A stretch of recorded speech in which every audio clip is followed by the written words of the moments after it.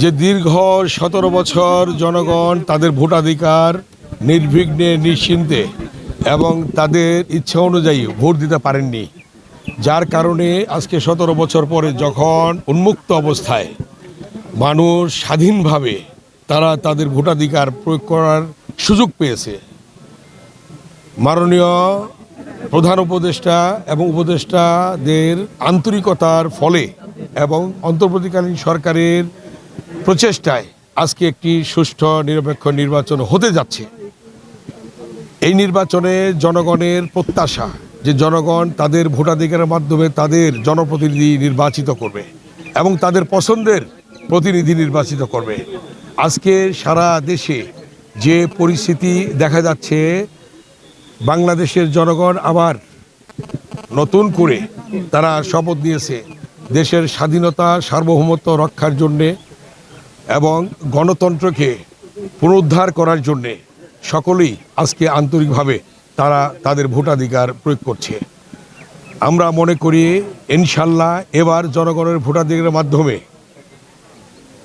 BNP জনাব তারেক রহমানের নেতৃত্বে সরকার গঠন করবে ইনশাল্লাহ।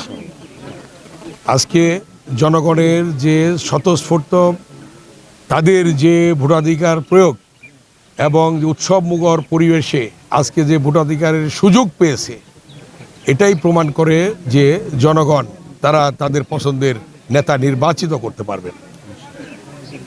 ভোটের পরিবেশ কেমন দেখলেন এবং আপনি জয়ের ব্যাপারে কতটুকু আশাবাদী?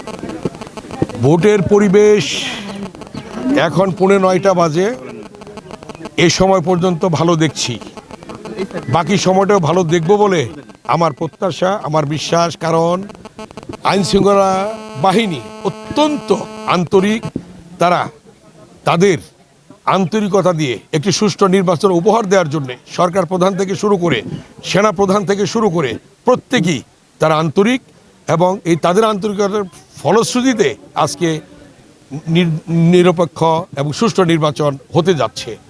আমি ধন্যবাদ জানাই যে এটা যাতে অব্যাহত থাকে। এখন বাজে মাত্র 15টা, সারা দিনব্যাপী যাতে এই পরিস্থিতি বজায় থাকে, এটাই আমার প্রত্যাশা থাকবে প্রশাসনের কাছে। আমান ভাই, এর আগে তো বলেছিলেন যে বেশ কিছু কেন্দ্রে একটি দলের প্রার্থী আসলে বিভিন্নভাবে কেন্দ্র বন্ধ করে দিয়ে নির্বাচনকে বানচালের একটা ষড়যন্ত্র করছে, এখনো কি তারা সেই ষড়যন্ত্র অব্যাহত রেখেছে?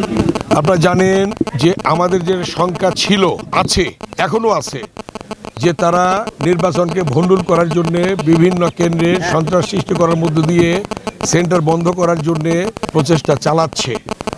কিন্তু যেহেতু আইনশৃঙ্খলা বাহিনী কঠোর অবস্থান নিয়েছেন, সেহেতু তারা এখন পর্যন্ত পারছে না। এবং আইনশৃঙ্খলা বাহিনীর এই ধরনের কঠোর মনোভাব এবং তাদের অবস্থান থাকলে ইনশাল্লাহ কোনো ষড়যন্ত্রই এই নির্বাচনকে ভণ্ডুল করতে পারবে না এবং এই নির্বাচনকে বানচাল করতে পারবে না। শেষ মুহূর্তে জয় পরাজয় যাই হোক না কেন, আপনি মেনে নেবেন কিনা নির্বাচনের ফলাফল? ইনশাল্লাহ আমরা দেখব, নির্বাচনের শেষ মুহূর্ত পর্যন্ত দেখে পরবর্তীতে আমাদের সিদ্ধান্ত জানাবো।